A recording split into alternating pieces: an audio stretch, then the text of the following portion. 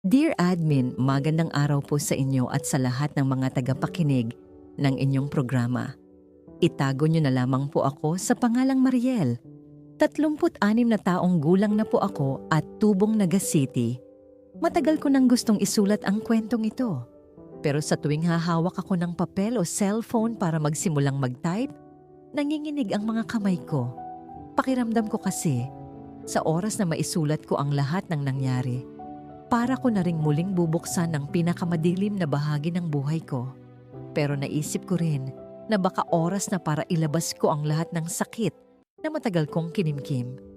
Hindi lang para gumaan ang loob ko, kundi para magsilbing babala rin sa iba nating mga kababayan na nangangarap ibang bansa tulad ko. Admin, hindi ako lumaking mayaman. Katulad ng maraming Pilipino, lumaki akong nangangarap lamang magkaroon ng simpleng buhay. Ang tatay ko ay dating jeepney driver na kalaunan ay napilitang tumigil sa pamamasada dahil sa sakit sa puso.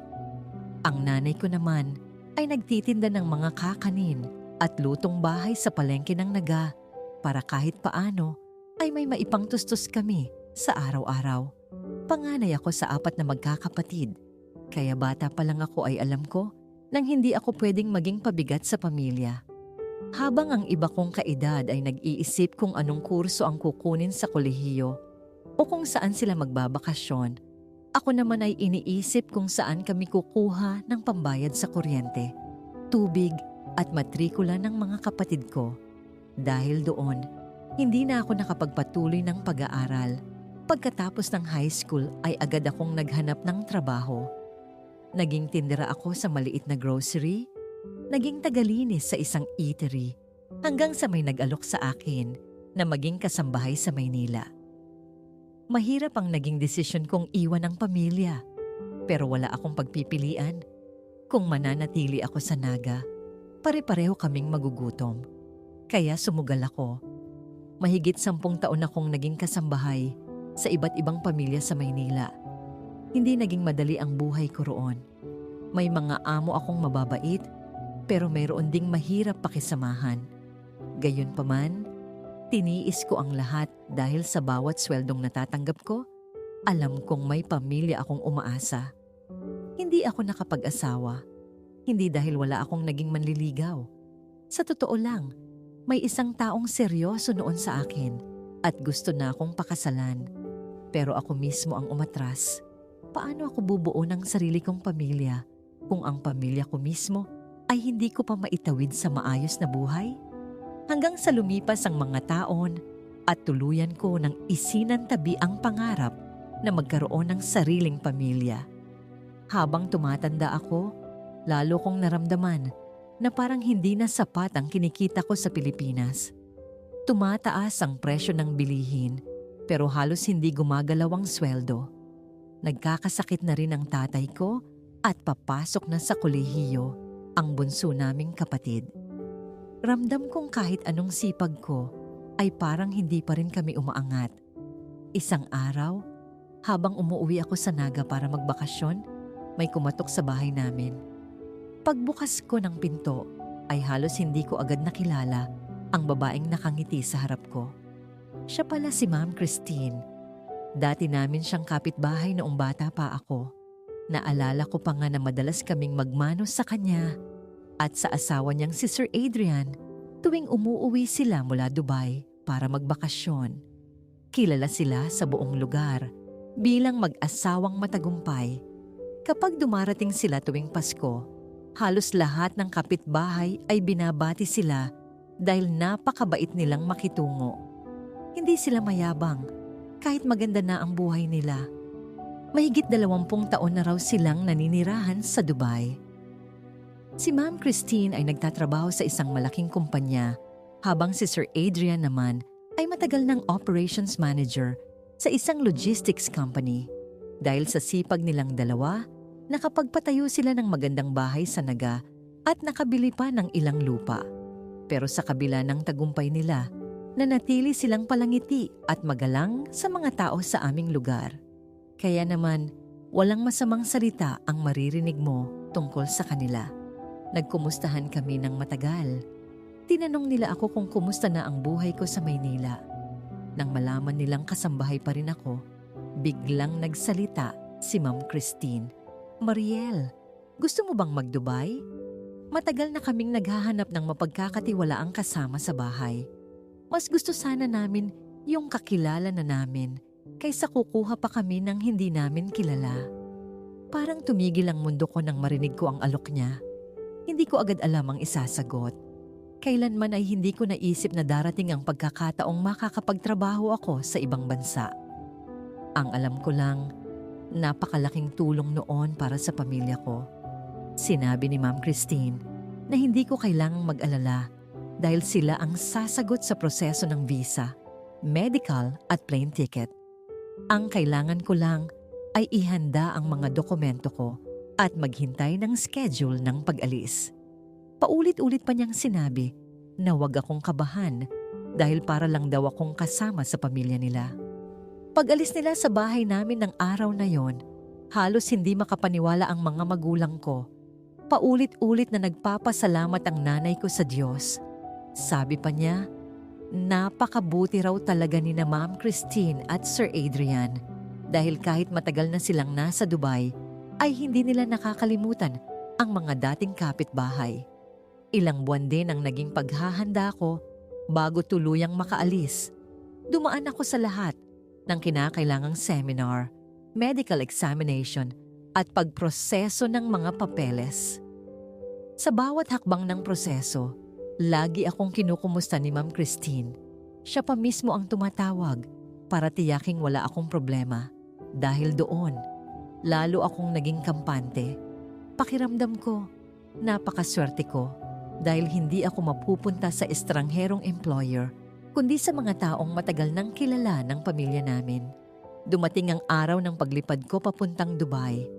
Unang beses kong sumakay ng eroplano, kaya halo ang kaba at excitement na nararamdaman ko. Habang lumilipad ang sinasakyan naming eroplano, nakatanaw lamang ako sa bintana at tahimik na nagdarasal. Paulit-ulit kong sinasabi sa sarili ko na ito na marahil ang simula ng pagbabago ng buhay naming pamilya. Pagdating ko sa Dubai ay sinalubong ako ni na Ma'am Christine at Sir Adrian sa airport. Pareho silang nakangiti at agad akong tinulungan sa mga bagahe ko. Habang nasa sasakyan kami papunta sa bahay nila, hindi ko maiwasang mamangha sa malalapad na kalsada, matataas na gusali at napakalinis na paligid. Ibang-iba ang lugar kumpara sa nakasanayan ko. Nang makarating kami sa kanilang villa, halos hindi ako makapaniwala sa laki nito. May malawak na sala, malaking kusina, maayos na hardin at sariling swimming pool. Inilibot nila ako sa buong bahay bago nila ipinakita ang kwartong nakalaan para sa akin. May sarili akong kama, cabinet, air conditioner at maliit na banyo. Hindi ko napigilang maiyak dahil sa isip ko, hindi ko kailanman naranasang magkaroon ng ganoong maayos na silid. Sa mga unang buwan ko roon, wala akong masabi sa dalawa. Magaan ang trabaho dahil dalawa lang silang mag-asawa. Madalas pang wala sa bahay si Ma'am Christine dahil sa kanyang opisina, samantalang si Sir Adrian naman ay maagang umaalis at gabi na umuuwi. Kapag may mali akong nagagawa, mahinahon nila akong kinakausap. Kapag may espesyal na okasyon, isinasama pa nila ako sa pagkain. Hindi nila ako pinaparamdam na iba ako sa kanila. Unti-unti ring gumaan ang buhay ng pamilya ko. Halos doble ang kinikita ko kumpara noong nasa Maynila pa ako. Nakapagpagawa kami ng bubong ng bahay na matagal nang tumutulo kapag umuulan. Nabili ang mga gamot ni tatay nang hindi na kailangang mangutang. Ang bunso naming kapatid ay nakapag-enroll sa kolehiyo. Tuwing tumatawag ako sa video call, kitang-kita ko ang saya sa mukha ng mga magulang ko. Madalas sabihin ng nanay ko na parang ipinadala raw talaga ng Diyos sina Ma'am Christine at Sir Adrian upang iahon kami sa hirap. Habang tumatagal, napapansin ko ring kilalang-kilala pala ang mag-asawa sa komunidad ng mga Pilipino sa Dubai. Kapag may pagtitipon ng Filipino community o may misa sa simbahan, halos lahat ay bumabati sa kanila, lalo na si Sir Adrian. Palangiti siya, magalang makipag-usap at laging handang tumulong sa kapwa Pilipino. Madalas pa siyang lapitan ng mga bagong dating na OFW para humingi ng payo tungkol sa buhay sa Dubai.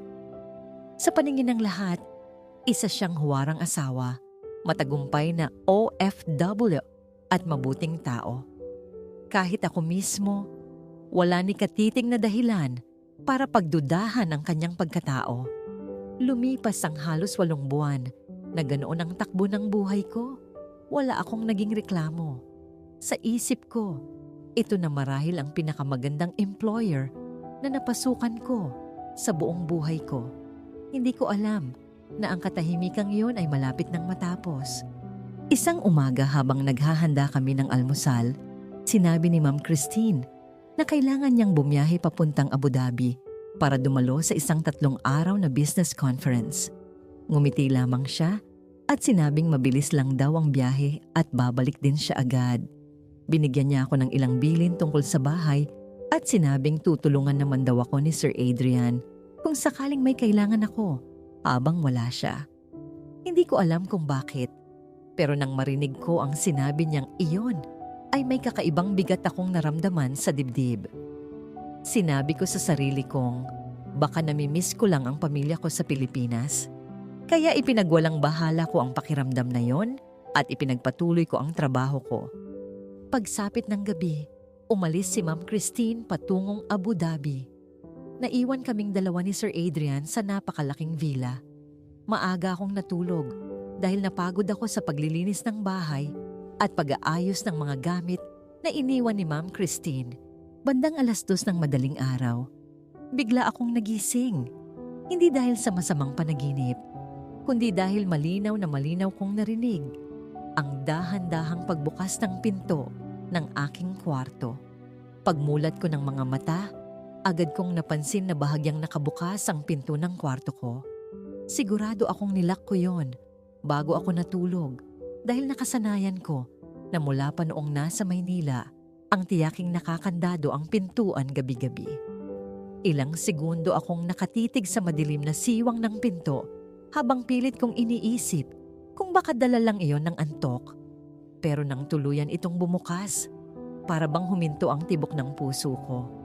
Dahan-dahang pumasok si Sir Adrian. Hindi siya nagsalita agad.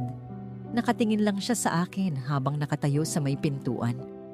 Kahit madilim ang kwarto, naaamoy ko agad ang matapang na amoy ng alak na nanggagaling sa kanya.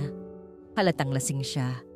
Sa isang kamay niya ay may hawak siyang maliit na kitchen knife na pamilyar sa akin dahil iyon mismo ang ginagamit ko tuwing naghihiwa ng gulay sa kusina. Hindi ako agad nakagalaw. Pakiramdam ko ay nanigas ang buong katawan ko. Tanging mga mata ko lang ang gumagalaw habang sinusundan ang bawat hakbang niya papalapit sa kama. "Sir, bakit po kayo nandito?" Halos pabulong kong tanong. Hindi siya sumagot. Umupo lang siya sa gilid ng kama habang marahang iniikot ang kutsilyo sa kanyang kamay. "Mariel," mahina niyang sabi, "huwag kang sisigaw." Unti-unti niyang itinaas ang kutsilyo hanggang dumikit ang malamig na talim nito sa gilid ng leeg ko. "Huwag kang gagawa ng kahit anong ikapapahamak mo." Hindi ko na mapigilan ang panginginig ko. Napalunok ako habang pilit kong pinipigilan ang pag-iyak. Pagkatapos ay nagsimula siyang magsalita ng napakakalma na para bang normal lang ang ginagawa niya. "Kilala ko ang pamilya mo." Tumulo ang unang luha ko. Alam ko kung saan nakatira ang mga magulang mo. Mas lalo akong natakot. Alam ko rin ang maliit na tindahan ng kapatid mo. Pakiramdam ko ay unti-unting nawawalan ng lakas ang mga binti ko. At alam ko kung saan pumapasok sa trabaho ang bunso mong kapatid. Hindi ko na napigilang umiyak. "Sir, please po, huwag ninyo pong idamay ang pamilya ko." Mas lalo niyang idiniin ang kutsilyo sa balat ko.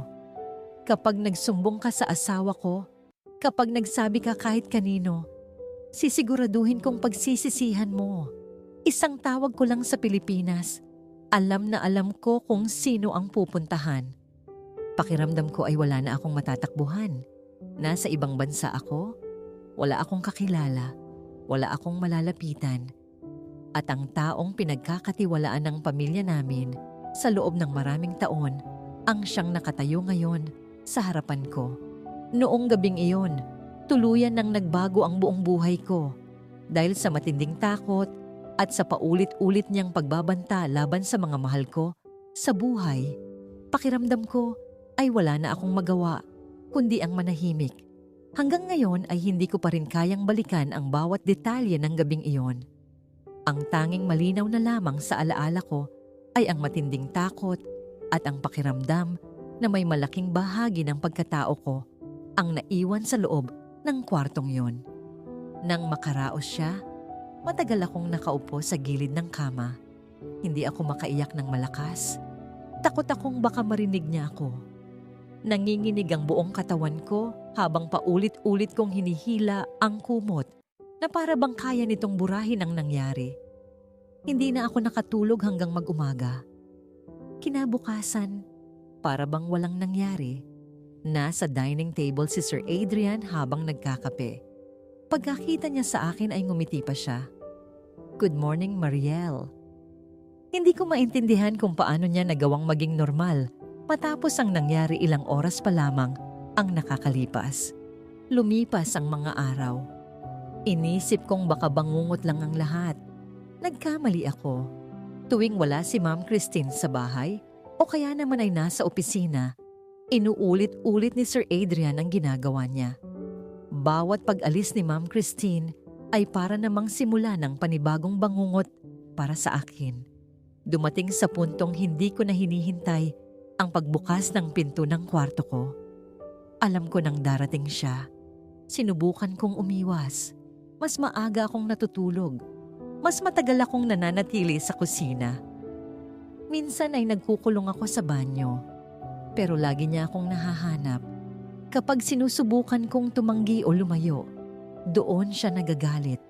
Hindi siya nananakit sa mukha o sa mga brasong madaling makita. Pinipili niyang saktan ako sa tagiliran, hita at likod. Mga bahaging natatakpan ng damit para walang mapansin si Ma'am Christine. Habang tumatagal, hindi lang katawan ko ang unti-unting nasisira. Pati isip ko, dati, masaya akong tumatawag sa pamilya ko. Ngayon, pilit na lang akong ngumingiti sa video call. Lagi kong sinasabing maayos ang trabaho ko at napakababait ng mga amo ko. Hindi ko kayang sabihin ang katotohanan dahil sa bawat pagkakataong maaalala ko ang mga pagbabanta ni Sir Adrian, para bang naririnig ko ulit ang malamig niyang boses sa tabi ng tenga ko. Unti-unti niyang kinontrol, pati ang bawat kilos ko. Kapag may tatawag sa akin mula sa Pilipinas, tinatanong niya kung ano ang pinag-usapan namin. Kapag napansin niyang matagal akong nasa kwarto, bigla siyang kumakatok. Kapag lumalabas ako para magtapon ng basura, nakamasid siya mula sa bintana. Pakiramdam ko ay wala na akong sariling buhay. Dumating sa puntong nanginginig na ako sa tuwing maririnig ko ang tunog ng sasakyan niya papasok sa garahe. Kahit nasa kusina pa lang ako, bumibilis na agad ang tibok ng puso ko. Hindi na ako makakain ng maayos. Hindi na rin ako makatulog. Araw-araw akong nabubuhay sa takot habang si Ma'am Christine ay walang kamalay-malay sa totoong nangyayari sa loob ng sarili niyang bahay. Isang umaga habang nag-aalmusal kami, napansin ni Ma'am Christine na halos hindi ko magalaw ang pagkain ko. "Mariel, pumapayat ka yata. May sakit ka ba?" Hindi ko na napigilang maiyak. Huminga ako ng malalim at tinipon ang natitira kong lakas ng loob. "Ma'am." Mahina kong sabi habang nakayuko. "Pwede po ba sana akong umuwi na lang sa Pilipinas?" Kinabahan si Ma'am Christine sa narinig niya. Agad niyang ibinaba ang tasa ng kape at seryosong tumingin sa akin. Kitang-kita ko ang pag-aalala sa kanyang mukha habang inilalapit niya ang upuan niya sa akin. "Mariel, bakit naman? May problema ba? May nagawa ba kaming mali?" Tanong niya sa malumanay na boses. Hindi ako makatingin sa kanya. Pakiramdam ko ay may malaking bato na nakadagan sa dibdib ko. Gusto kong sabihin ang lahat. Gusto kong isigaw na matagal na akong nabubuhay sa takot sa loob ng bahay na yon. Gusto kong sabihin na ang lalaking katabi niyang natutulog gabi-gabi, ang unti-unting sumisira sa pagkatao ko. Ngunit bago pa ako makapagsalita, kusa akong napatingin sa ikalawang palapag. Nakatayo roon si Sir Adrian. Tahimik lamang siyang nakasandal sa railings habang nakatingin diretso sa akin. Wala siyang anumang ekspresyon sa mukha, pero sa isang kamay niya ay hawak niya ang cellphone niya. Dahan-dahan niya iyong itinaas hanggang sa magtagpo ang aming mga mata. Maya-maya ay ngumiti siya ng bahagya. Sa kamarahang itinapik ang daliri sa screen ng cellphone na para bang ipinapaalala niyang may hawak siyang bagay na kayang sumira sa buong buhay ko. Nanlamig ang buong katawan ko. Bigla kong naalala ang ilang beses na napansin kong tila may ilaw ng kamera sa kwarto tuwing pilit niyang pinapasok ang pribadong sandali ng buhay ko. Noon ko lamang tuluyang naisip na maaaring matagal na pala niya akong kinukuhanan ng mga larawan at video ng hindi ko alam. Napansin ni Ma'am Christine na natigilan ako. Muli niya akong tinanong kung may problema ba sa trabaho o baka namimiss ko lang ang pamilya ko. Hindi ko na nagawang tumingin ulit sa itaas. Yumuko na lamang ako at nagsinungaling. Sinabi kong napapagod lang ako at namimiss ko ang mga magulang ko. Huminga siya ng malalim at hinawakan ang kamay ko. Sinabi niyang kung kailangan ko raw ng ilang araw na pahinga ay gagawa nila ng paraan. Sa halip na gumaan ang pakiramdam ko, lalo lamang akong nakonsensya. Napakabait niya sa akin. Samantalang ang katotohanang hindi niya alam ay ang sarili niyang asawa ang dahilan kung bakit araw-araw akong natatakot. Kinagabihan, habang naghuhugas ako ng mga plato sa kusina, naramdaman kong may tumayo sa likuran ko. Hindi ko na kailangang lumingon para malaman kung sino yon. Mahina lang ang boses ni Sir Adrian nang magsalita. Pero sapat na yon para manginig ang mga kamay ko. Sinabi niyang muntik na raw akong magkamali kanina. Pagkatapos ay inilabas niya ang cellphone niya at isa-isang ipinakita sa akin ang ilang litrato at maiikling video. Hindi ko na gustong tingnan ng mga yon, pero pinilit niya akong ipakita ang screen para akong binuhusan ng malamig na tubig. Pakiramdam ko ay gumuho ang mundo ko. Napaatras ako habang nanginginig, ngunit lalo lamang siyang ngumiti. Mahina siyang tumawa bago nagsalita. Sinabi niyang isang pindot lang daw ang kailangan niya at pwede niyang ipadala ang lahat ng yon kay Ma'am Christine, sa mga kamag-anak ko at maging sa ibang Pilipino sa Dubai. Ngunit hindi pa roon natapos ang pananakot niya. Sinabi niyang kapag nagsumbong ako, siya mismo ang magsasabi sa mga pulis na nahuli niya akong nagnanakaw ng alahas at pera sa bahay. Dahil matagal na raw siyang kilala sa komunidad ng mga Pilipino roon, walang maniniwala sa isang katulad kong bagong dating na domestic helper. Idadagdag pa raw niya ang mga larawan at video bilang ebidensyang ako mismo ang may masamang intensyon. Kapag nangyari iyon, ipapadeport niya ako, ipapa-blacklist sa Dubai at sisiguraduhin niyang hindi na ako muling makakabalik sa ibang bansa bilang OFW.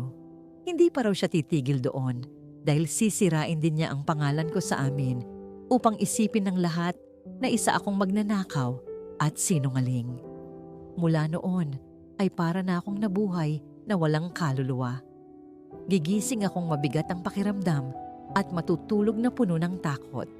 Nawalan ako ng ganang kumain. Kahit paborito kong pagkain ang iyain ni Ma'am Christine, halos hindi ko yun magalaw.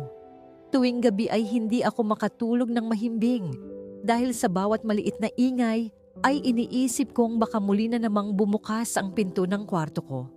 Kapag nag-iisa ako, hindi ko na mapigilang umiyak. Minsan ay sa loob ng banyo ako umiiyak para walang makarinig. Minsan naman ay habang naglalaba sa laundry room ay tahimik na lamang akong nagpupunas ng luha bago pa may makakita sa akin. Unti-unting nawala ang dating masayahin kong pagkatao. Napansin yun ni Ma'am Christine, pero ang akala niya ay nahihirapan lang akong makibagay sa buhay sa ibang bansa. Habang lumilipas ang mga linggo, lalo kong nakita kung gaano kabuti si Ma'am Christine. Hindi niya ako tinatratong parang katulong lamang. Kapag may espesyal na pagkain, lagi niya akong tinatawag para sabay kaming kumain. Tuwing birthday ko ay binigyan pa niya ako ng regalo at pinayagan akong mag-video call ng matagal sa pamilya ko. Kapag may sakit ako, siya mismo ang bumibili ng gamot at nagtatanong kung kailangan ko pang magpahinga. Dahil sa kabutihan niyang yon, lalo lamang akong nahirapang sabihin ang katotohanan. Pakiramdam ko ay sisirain ko ang buong mundo ng isang babaeng wala namang ginawang masama sa akin. Isang hapon, nadatnan ko siyang mag-isang nakaupo sa sala. Hindi siya tulad ng dati na palaging nakangiti. Nakayuko siya habang hawak ang isang puting sobre mula sa ospital. Nang mapansin niya akong papalapit ay pilit siyang ngumiti. Pero nakita kong namumula ang kanyang mga mata. Maya-maya ay kusa na rin siyang nagsalita. Sinabi niyang muli na naman silang nagpakonsulta ng asawa niya dahil matagal na silang nangangarap magkaroon ng anak. Ilang taon na raw silang nagpapagamot. Pero hanggang ngayon ay wala pa ring magandang balita. Habang nagsasalita siya, ay hindi na niya napigilan ang pagluha. Sinabi pa niyang minsan ay naiisip niyang baka siya ang may pagkukulang kaya hindi sila pinagpapala ng Diyos. Parang dinurog ang puso ko sa mga narinig ko. Gusto ko na sanang lumuhod sa harapan niya at sabihin ang buong katotohanan. Gusto kong sabihin na hindi niya kasalanan ng lahat at mas lalo niyang kailangang malaman kung sino talaga ang lalaking pinagsasaluhan niya ng bahay at buhay. Ngunit nang iangat ko ang ulo ko, nakita ko na naman si Sir Adrian sa may hagdanan. Tahimik lamang siyang nakatayo habang nakatingin sa akin. Maya-maya ay marahan niyang itinaas ang cellphone niya at muling ipinakita ang screen nito. Hindi ko na kailangang makita kung ano ang laman noon para maintindihan ang gusto niyang ipahiwatig. Isang maling salita lamang ang bibitawan ko at tuluyan niyang wawasakin ang buhay ko. Napayuko na lamang ako at nagsinungaling na naman kay Ma'am Christine. Sinabi kong magiging maayos din ang lahat at darating din ang tamang panahon para sa kanila. Ngumiti siya at nagpasalamat sa akin. Samantalang ako naman ay halos mapunit ang puso sa sobrang konsensya. Sa araw na yon, mas lalo kong naramdaman na para akong nakakulong sa isang hawlang wala nang labasan. Hindi ko na alam kung paano pa ako makakatakas sa bangungot na yon. Lumipas pa ang ilang araw na ganoon ang takbo ng buhay ko hanggang sa dumating ang gabing tuluyang nagbago ang lahat. Habang naghahanda ako ng hapunan, narinig kong bumukas ang gate ng villa at ilang segundo lang ang lumipas ay umalingaw-ngaw ang malakas na pagsara ng pintuan. Paglingon ko sa bintana, nakita kong hirap na hirap maglakad si Sir Adrian habang papasok ng bahay. Kahit nasa malayo pa lamang siya, naaamoy ko na ang matapang na amoy ng alak. Alam kong lasing na naman siya. Ilang araw matapos ang pag-uusap naming yon, sinabi ni Ma'am Christine na kailangan niyang bumiyahe papuntang Singapore para dumalo sa isang international conference ng kumpanya nila. 4 na araw daw siyang mawawala at baka sa ika-5 araw na makauwi. Tulad ng dati, maayos niya akong binilinan tungkol sa bahay at paulit-ulit pang sinabing huwag akong mag-alala dahil mabilis lang daw ang biyahe niya. Pinilit kong ngumiti habang nagpapaalam siya, pero sa loob-loob ko ay gusto ko siyang pigilan. Gusto kong sabihin na huwag muna siyang umalis dahil pakiramdam ko ay may napakasamang mangyayari. Ngunit nanaig na naman ang takot. Habang papalayo ang sasakyan niya palabas ng gate ng villa, pakiramdam ko ay unti-unti ring nawawala ang huling taong maaari sanang makatulong sa akin. Pagsapit ng gabi ay tahimik ang buong bahay. Tinapos ko ang lahat ng gawain ko at nagdasal bago pumasok sa kwarto. Pilit kong kinukumbinsi ang sarili kong baka hindi umuwi ng maaga si Sir Adrian dahil sinabi nitong may business dinner siya. Ngunit bandang 11:00 ng gabi, narinig ko ang malakas na pagbukas ng gate at ang hindi pantay na tunog ng kanyang mga yabag. Kahit nasa kwarto pa lamang ako, alam kong lasing na naman siya. Ilang minuto akong nakaupo sa gilid ng kama habang nakikinig sa bawat yabag niya sa loob ng bahay. Tahimik akong nagdarasal na sana ay dumiretso na lamang siya sa sarili niyang kwarto at hayaan akong makaligtas kahit sa gabing yon. Ngunit mali na naman ako. Bigla na lamang bumukas ang pinto ng kwarto ko. Hindi ko na alam kung duplicate key pa rin ang gamit niya o tuluyan na niyang sinira ang lock dahil sa lakas ng pagkakabukas nito. Pagpasok pa lamang niya ay naamoy ko na agad ang matapang na alak. Namumula ang kanyang mga mata at halatang wala na siyang kontrol sa sarili. Hindi na siya nagsalita. Lumapit siya sa akin at marahas akong hinila sa braso palabas ng kwarto.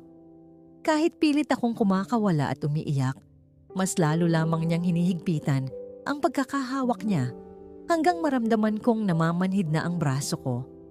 Halos kalad ka rin niya ako paakyat sa ikalawang palapag papunta sa master's bedroom.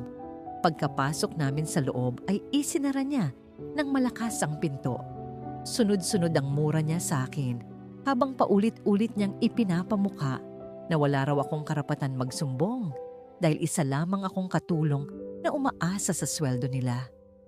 Sinabi pa niyang kung hindi dahil sa kanila ay naghihirap pa rin daw ang pamilya ko. Bawat salitang lumalabas sa bibig niya ay parang kutsilyong unti-unting tumataga sa natitira kong dignidad.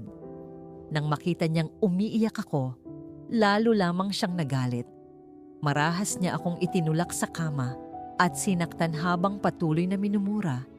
Sa mga sandaling iyon, pakiramdam ko ay hindi na ako makakalabas ng buhay sa kwartong yon. Wala na akong ibang ginawa, kundi ang tahimik na magdasal. Paulit-ulit kong hinihingi sa Diyos na kung iyon na ang huling gabi ng buhay ko, sana ay ingatan na lamang niya ang pamilya ko.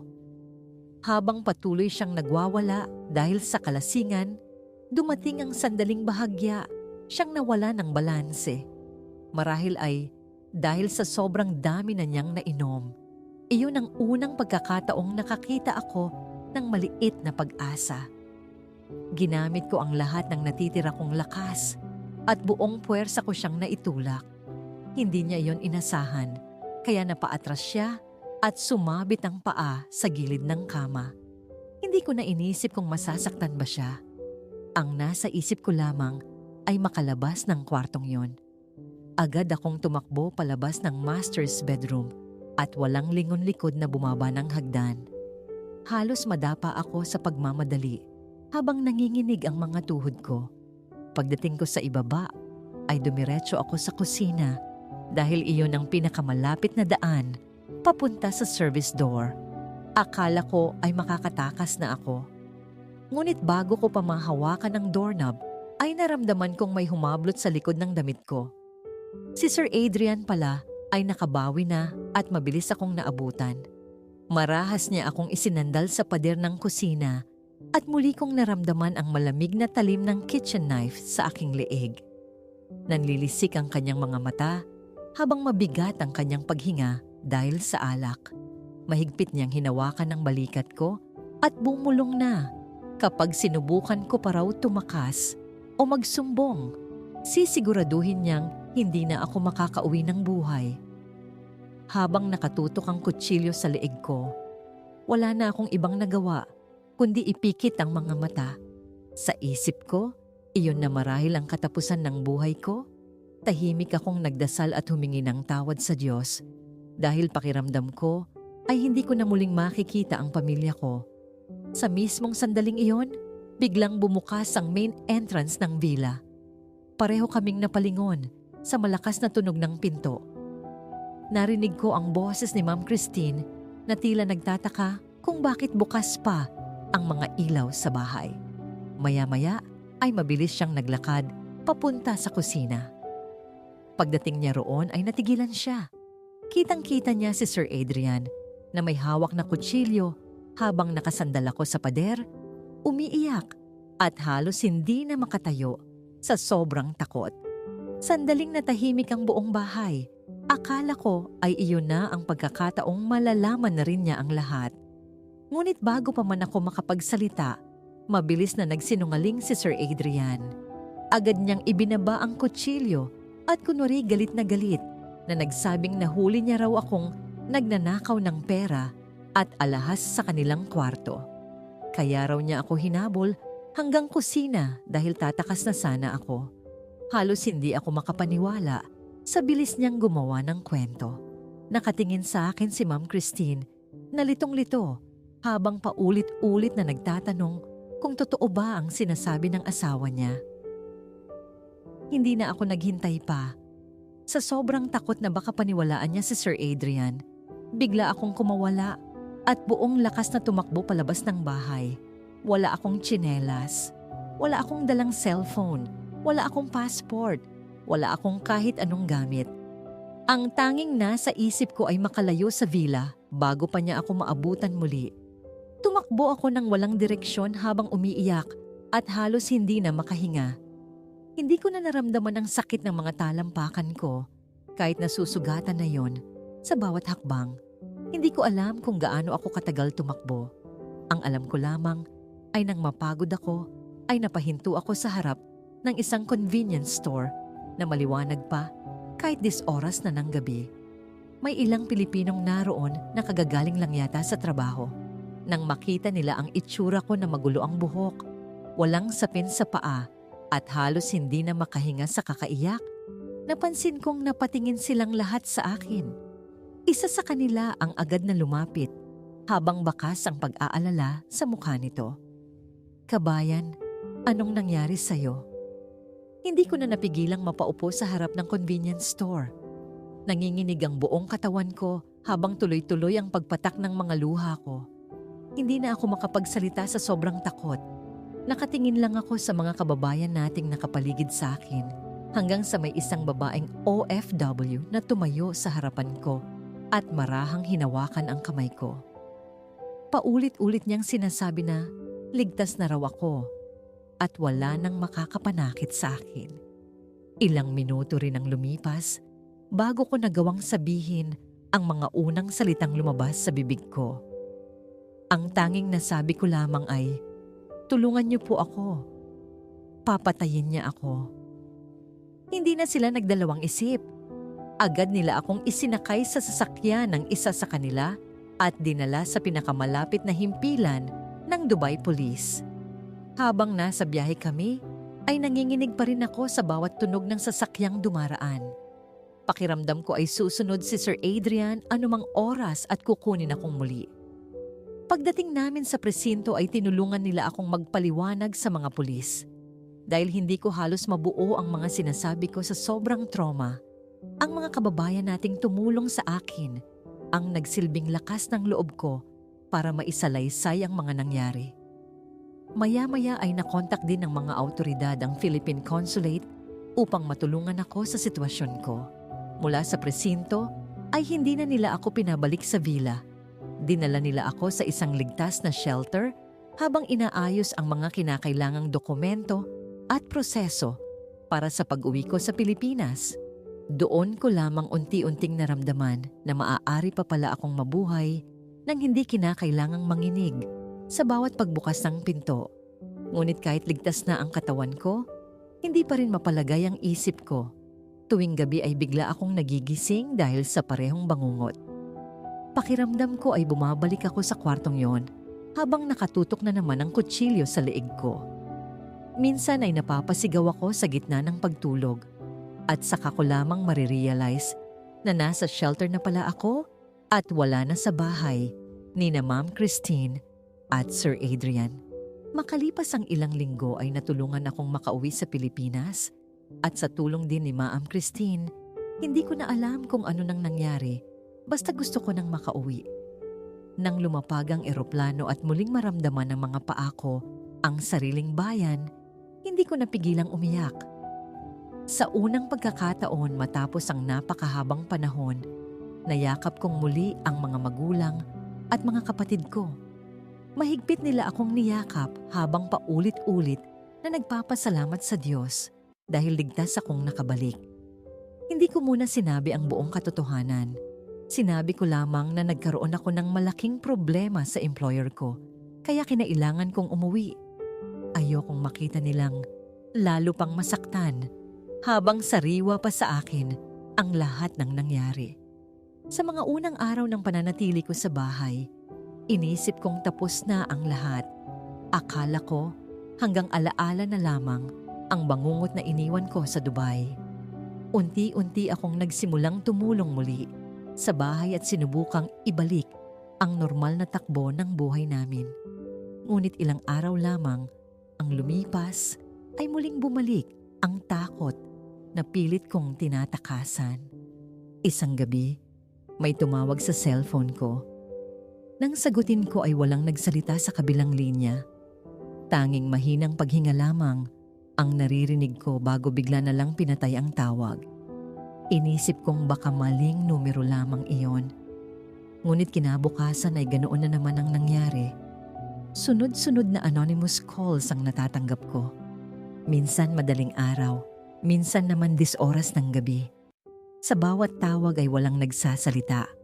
Para bang gusto lang nilang ipaalam na may nakamasid pa rin sa akin. Hindi pa roon natapos ang lahat. Isang umaga ay nakatanggap ako ng mensahe mula sa isang hindi kilalang numero. Nang buksan ko yon, ay halos mabitawan ko ang cellphone ko sa sobrang gulat. Larawan yun ng bahay namin. Kitang-kita ang aming bakuran at ang harapan ng bahay na para bang kuha lang ilang oras ang nakalipas. Sunod na ipinadala ang isa pang litrato ng kalsadang papunta sa amin. Maya-maya ay may pumasok na mensahe. Huwag mong isipin na ligtas ka na. Alam ko pa rin kung nasaan ka. Alam ko kung nasaan ang pamilya mo. Nanlamig ang buong katawan ko. Hindi ko alam kung sino ang nagpadala ng mga yon, pero iisa lang ang pumasok sa isip ko. Pakiramdam ko ay hindi pa rin ako lubusang nakakatakas kay Sir Adrian. Simula noon ay bumalik ang lahat ng takot na pilit kong kinakalimutan. Hindi na naman ako makatulog ng maayos. Bawat tahol ng aso sa gabi ay ikinagugulat ko. Kapag may humihinto na sasakyan sa tapat ng bahay namin, agad akong sumisilip sa bintana. Minsan ay ayaw ko nang lumabas dahil pakiramdam ko ay may mga matang nakamasid sa bawat kilos ko. Hanggang ngayon, admin, hindi ko pa rin alam kung ano ang tamang gawin.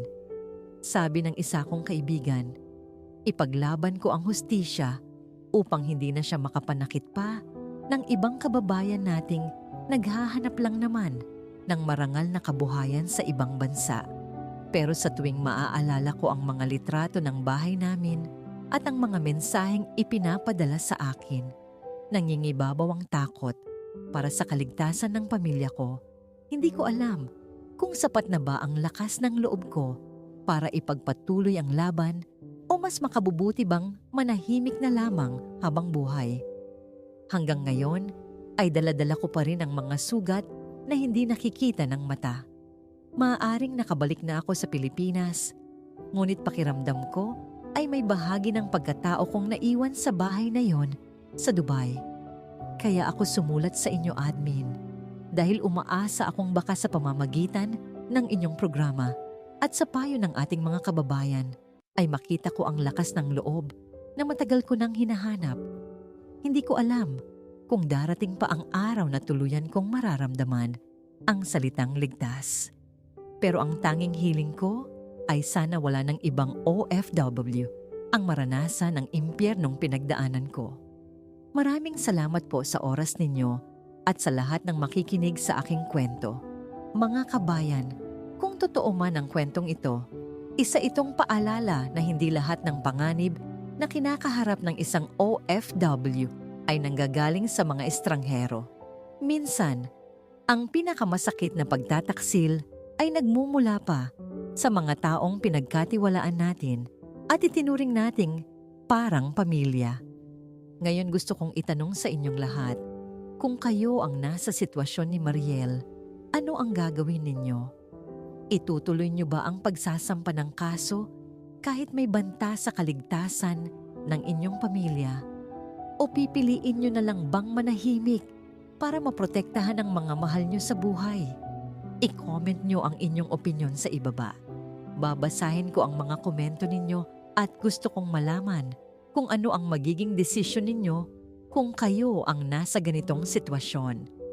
At bago tayo magtapos, gusto ko ring malaman kung saan ninyo pinapanood ang video na ito. Kayo ba ay nasa Pilipinas o isa rin kayong OFW? Kung nasa ibang bansa kayo, i-comment ninyo ang bansang kinaroroonan ninyo. Lagi kong binabasa ang inyong mga comment at nakakatuwang makita kung gaano karaming mga kababayan natin ang magkakasamang nanonood mula sa iba't ibang panig ng mundo. At kung gusto ninyo pang makinig ng isa na namang nakakakilabot na kwento ng isang OFW, panoorin ninyo ang susunod naming video na may pamagat na "Dalawa sila kapag wala si Madam." I-click lamang ang video na lalabas sa inyong screen. Maraming salamat sa pananatili hanggang sa dulo ng kwentong ito. Kung may kwento rin kayong gustong ilabas, mga liham ng sakripisyo, pangungulila, tagumpay o pagkatalo bilang OFW, bukas ang channel na ito para sa inyo. Pwede kayong magpadala ng inyong kwento at igagalang namin ang inyong pagkakakilanlan. Thanks for watching and we'll see you in the next video.